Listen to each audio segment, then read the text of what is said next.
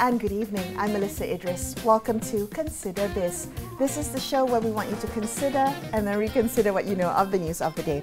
So Sabah heads to the polls for its 17th state election with polling day set for November 29th. The two-week campaign begins after nomination day tomorrow, and it's shaping up to be a tight, unpredictable race. Now, major players like Gabungan Rakyat Sabah, Warisan and Pakatan Harapan, as well as Barisan Nasional, are all jostling for dominance, but really no single coalition is expected to win an outright majority. So joining us to explore Sabah's fractured political landscape is Ariff Adi Putera Anwar, who is a research associate at the think tank Institute for Development Studies Sabah, based in Kota Kinabalu. Adi, welcome to the show. It's good of you to join me. Thank you for having me. For taking time out of such a busy period to come join us in the studio here in KL. I know that many people who are watching Sabah politics finds it very confusing. I mean, there are so many political parties, so many coalitions, and not to mention the very hyper-local political parties. And I think there are also scores of independent candidates. So taking all of that into account, I think it's maybe worthwhile that we start a conversation looking at maybe the lay of the land, essentially. So talk to me a little bit about, briefly, where we are now in Sabah politics. And how did we get here since the last state elections? I think the assumption going in is to understand Sabah politics is to know that no one can understand Sabah politics fully. There are just so many permutations, there's so many parties jostling for power. You have almost as many parties as you have seats to contend for in the Sabah state elections, all going under their own variety of struggles, their own manifestos, and some even have parties that are created just for one specific issue. You have one party that focuses just on the Zara Karina case. Oh. So there are just as many issues and many individuals that want to put their name in the hat and say that perhaps it's my time to take up the potential reins of power. But conventionally, you still have the Gabungan Rakyat Sabah, which is a coalition of more than at least 7 parties at this point, that are still contending to retain incumbency, to maintain that they still will enter the government, go for another term.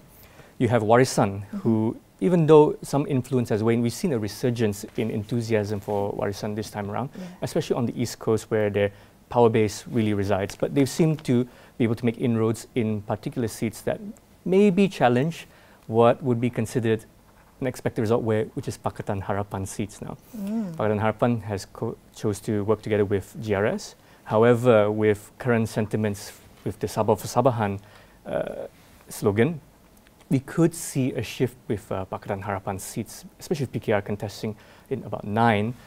We can see that maybe support for them has waned this time round with this measure of antagonism towards Malaya-based, national-based parties. Okay. But you also have other factors. You have Party Star, which exited GRS, to right now talking to UPCO, who has left Pakatan Harapan, and SAPP as well, leaving GRS, somehow in conversations with one another to see that if they can form another potential gabungan itself. So in a way, these are the conventional layouts, but at the same time, it's so dynamic that in a way, everybody is talking to one another one way or another. Is Pakatan Nasional at all a major player at stake here? I've heard that do not underestimate, because they still have machinery on the works, but however, it depends which aspect of Pakatan Nasional will be contending. Will it be Bersatu, which is having its own internal issue right now, or will it be PAS, who has sort of respected their distance from Sabah? They understand that Sabah is a completely different animal compared to their home ground over in Semenanjung. Right.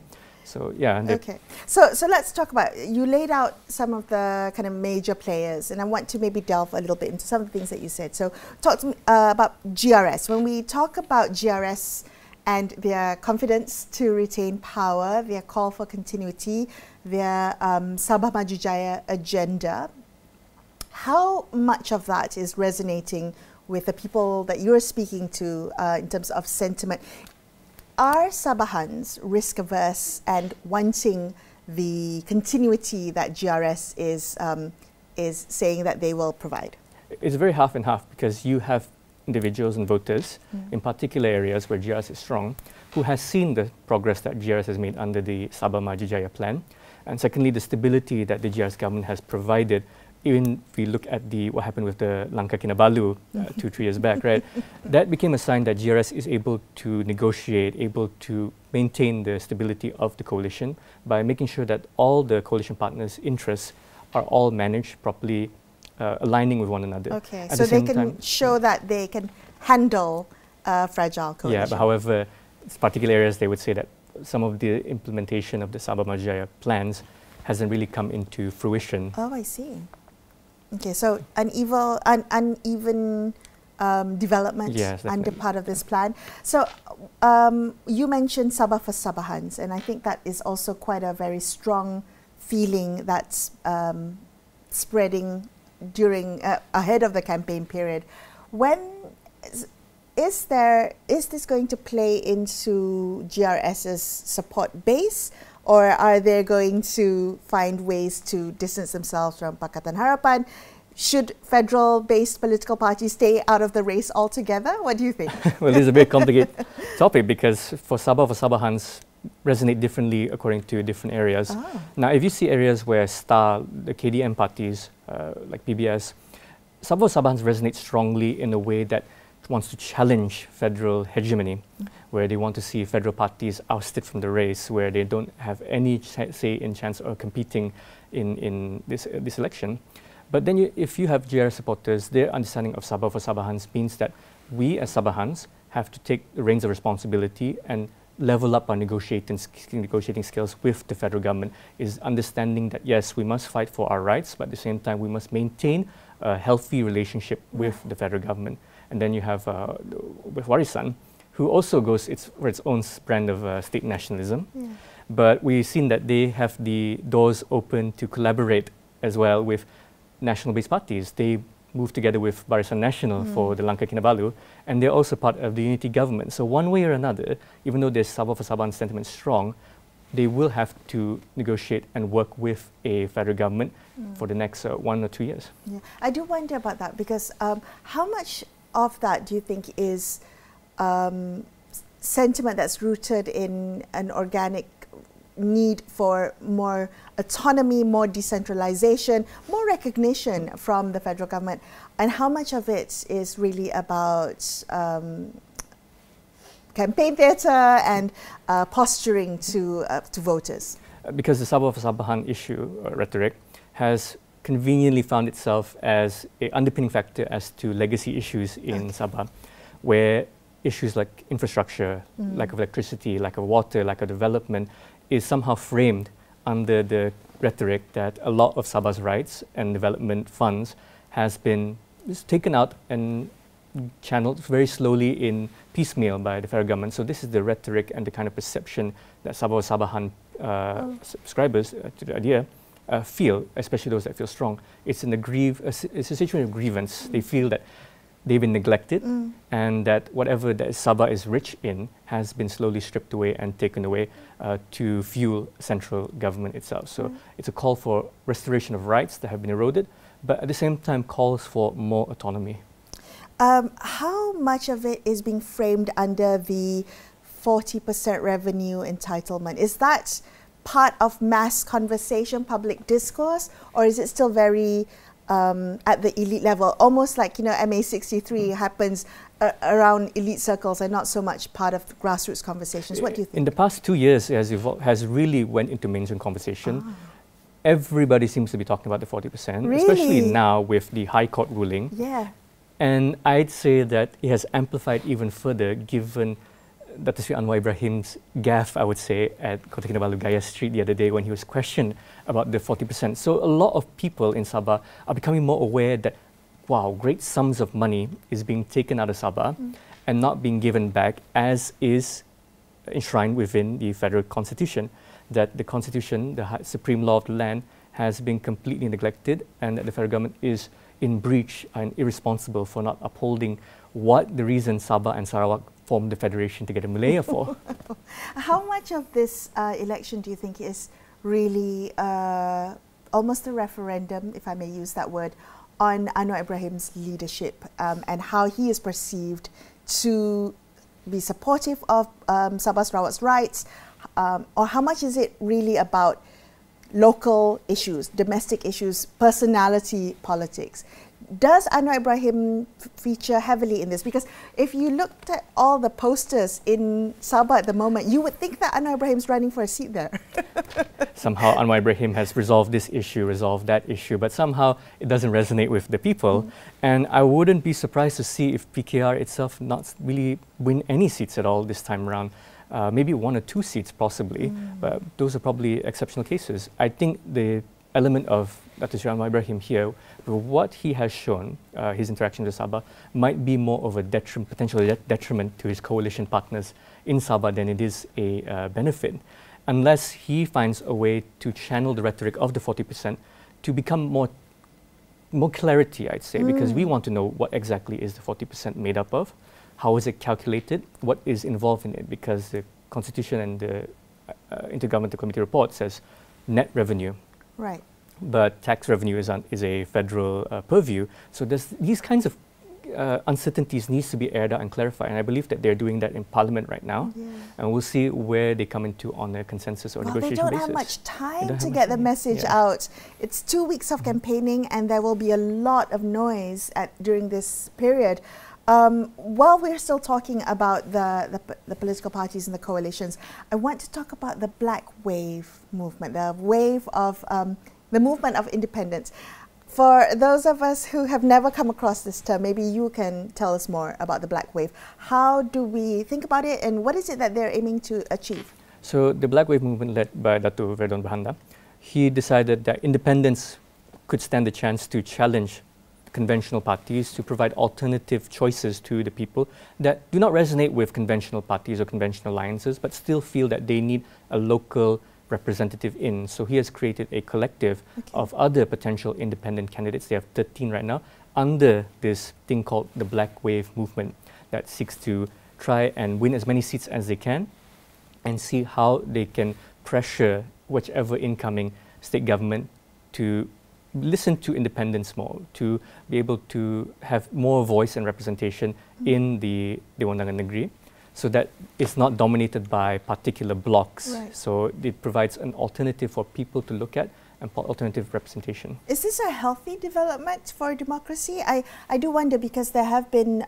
commentators who point out this is part of a spoiler strategy, this is part of a pre-election negotiation strategy, part of wanting to become kingmakers. How do you see it? I think people who comment that are afraid that their horse would be losing. That's why they're making those statements. But the fact that we have so many parties and so many individuals in the race here shows that in some arguments you could say that this is the most democratic Sabah has ever been. Democracy doesn't mean just freedom to choose your representative, it's the freedom of choice as well. So at the end of the day, it's the people that really decide who they want to represent them. Yeah. So you cannot take that away by saying that, oh, this person shouldn't, or this party shouldn't contest. I think if you are confident, you put yourself out there. If you're confident in your messaging, you let the people decide in the end. And with more choice means that means there's more things to listen to from the ground itself to show that, okay, people support this kind of messaging apparently. So how can we inculcate that in our campaign, or how do we make sure that we listen to them as well? I think it's fascinating because it's so different from the federal level politics that we see played out here in Malaya, right, in Peninsular Malaysia. For many voters, Peninsula voters, I think it comes as a shock to see so many different parties in play, where we were used to the two-party system for decades, and then, the third coalition came about, and like, look at this new party. So it comes with a lot of unlearning. Sabahans are probably used to having a plethora of choice as well. But you're right, it does boil down to the voters. So talk to me a little bit about the voters. Sabah has a huge young population. I think this time, almost a third of the voters are... More than 50% are youth. More than 50%? About 55%. There you go. So talk to me about the youth vote this year.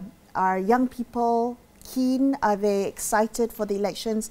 What's resonating with them? I feel there is more enthusiasm from young voters compared to before. Back then, voter turnout among youth was quite low, and historically that's been the case. However, we've seen more organized groups, especially youths, especially in urban areas, to advocate and campaign for other young people to cast their vote, to come back to Sabah and say that make your decision known, make your vote known. So that's in the urban area. Okay. They're trying to advocate and push for more democratic participation from young people. However, in the rural area, we can see sentiments which tends to follow the same lines and patterns that the older generation does, because this comes down to the socioeconomic needs of people in the rural areas, where they focus more on what kind of services that the incumbents or the candidates can provide for them, what kind of presence that the potential YBs and politicians have in their lives. Politicians and YBs in the rural areas play a very intimate part of rural life. They the have relationship, yes, right? They have a very close relationship, and that is what still young people want to see. That does this politician come down to the ground a lot, service his community, talk to the people. People still in the rural areas see that, even though in the urban areas they start to think of more loftier things. They tend to think of reform. They think of the alleged video that have been coming out. So there's a difference. There is urban-rural divide, which I think is also quite similar here in Malaya. And I think it's also reflective of that in Sabah. It's still the same. But there is a growing emergence of more youth voices coming out that you don't see 5 years ago.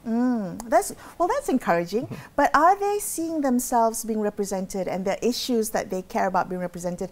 There's a lot of kind of incumbents and older political players in Sabah where that's kind of juxtaposed against this message of change. So we have the same kind of faces, the same older voices, or older incumbents, older players, and then there's the let's change, let's move, let's be different. How do you see that playing out? And do young people feel like they have a choice, they have a stake in the game, so to speak? I think the feeling is that just vote anyway and we'll resolve the situation later. However, this also is emblematic of another big issue we have when it comes to how youths are engaged in politics in Sabah, is that the avenues and channels for youth to participate in politics is very, very narrow. Because there's so many older politicians here that were trying to maintain power, trying to feel like it's their time already to be a candidate. So you're competing in a very saturated political arena.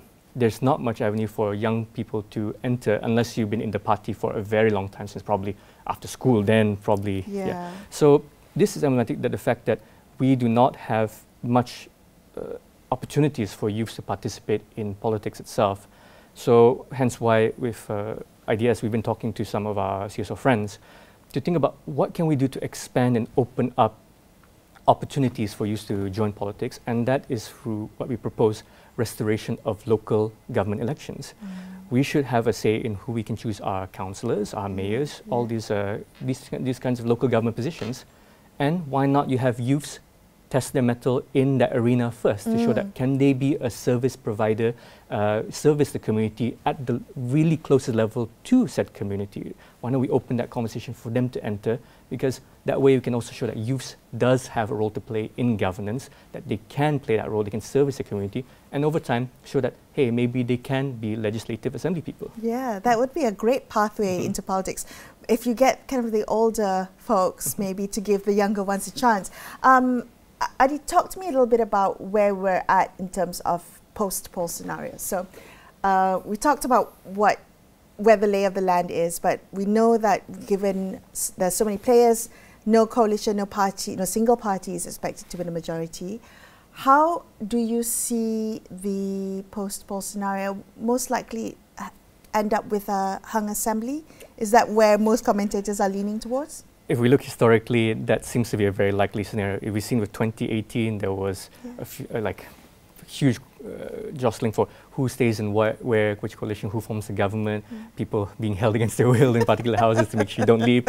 And then you see in 2020, you see that there was also a lot of jostling here and there, people moving here and there. Then you saw in 2022, we had a hung parliament, didn't we? Hung government. So I wouldn't be surprised to see if that's going to repeat itself this time, because I think even the political parties and leaders, they also don't know who do they really want to work with at the end of the day. Because at the end of the day, the realpolitik and pragmatism and survival would be on the first and foremost concern of all the political leaders, who can sway whoever to enter government together with. So that's going to be, I don't know, if it's going to take 5 days before we decide on who is the government, probably. So I can imagine some VIP houses, some hotels, they're going to be full of press release. The press will be all gathered over there. You'll see all the fancy cars all lined up. So, is this good for democracy? Because it does, for me, feel like so this time around there has been a lot of pre-seat coalition deal making. You know, that's behind the scenes, and that's the seat distribution has been discussed, and maybe that feels like a lot of backroom dealing happening, and that maybe alludes to the fact that after elections there could be a lot of post-election bargaining. From a democratic perspective, is this healthy? Is this something we should aspire to? And from a Sabah context, who might be the kingmakers at play here?